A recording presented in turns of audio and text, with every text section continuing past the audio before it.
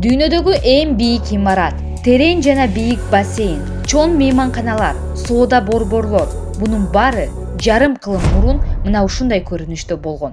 Кантип Дубай чөлдөн чоң шаарга айланды?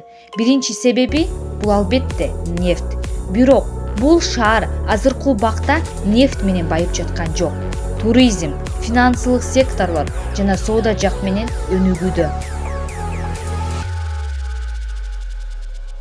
20-кылымдын ортолорунда Дубайда эч нерсе жок. Жада калса нефть тагып чыга элек. Алар жемчуг аркылуу кичинеден аракет кылышчу. Бирок Японияда жасалма жемчуг көбүрөөк чыга башталат. Ошондо шейх Рашид ибн Саид аль-Мактум Европага барып, Улуу Британиянын министрлери менен жолугат. Мунун баары эмне үчүн? Себеби бул жердеги кичинекей жерге аэропорт салууга.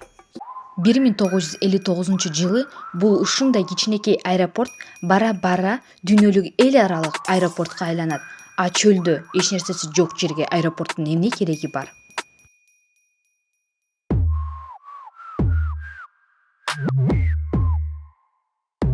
Жыйырма жылдан кийин Британиянын ханышасы Елизавета II өзү Дубайга келет. А буга чейин шейхтер кредит алып, жолдорду салышат, канализация жана дубайлык портторду курушат.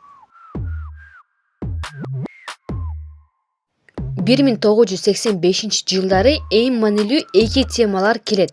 Биринчиси эркиндик, JAFZA келет. Jebel Ali Free Zone, JAFZA, was established in 1985, which grew into the world's largest and fastest growing free zones. Кыскача түшүндүрсөк, эгерде сенде акчаң бар болсо жана бизнес баштагың келсе, Дубайда келе бер анда.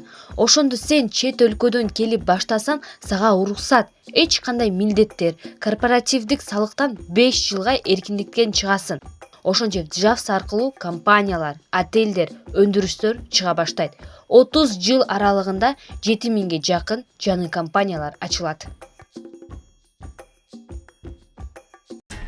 Ал эми кийинкиге өтөлү. Экинчи маанилүү тема, табышмак түрүндө айтсак, мына карагыла, булар эң жакшы ойногон футбол оюнчулары. Биринчиси Роналдо жана Модрич. А бул эми кийинкиси швед Златан Ибрагимович. А бул бразилиялык Неймар. Эгерде силер булардын кийимдерин байкасаңар, барында Emirates деген сөз бар. Ушул авиакомпанияны 1985-жылы атайын Дубайда туризм жакты өнүктүрүү үчүн курулган. Ошондо футболдун эмне кереги бар? Анткени адамдарды тартуу үчүн. Мындайча айтканда, Emirates Airline клубдардын жана турнирлердин демөөрчүлөрү аркылуу футболго активдүү катышкан. Бул авиакомпанияга өзүнүн глобалдык көрүнүшүн жогорулатууга жана кардарларды тартууга алып келет.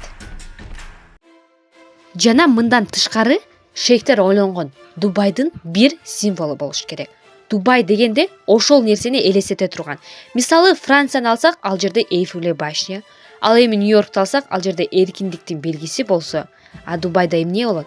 Бул отель Бурж Аль Араб болот. 1994-жылы курулуп башталат. Бул отелди кургандан кийин жасалма пальмалар, бийлеп жаткан фонтандар жана гүлдөр менен болгон парктар, эң бийик имарат Бурж Халиф жана көптөгөн нерселер туристтердин көңүлүн бурууга алып келет.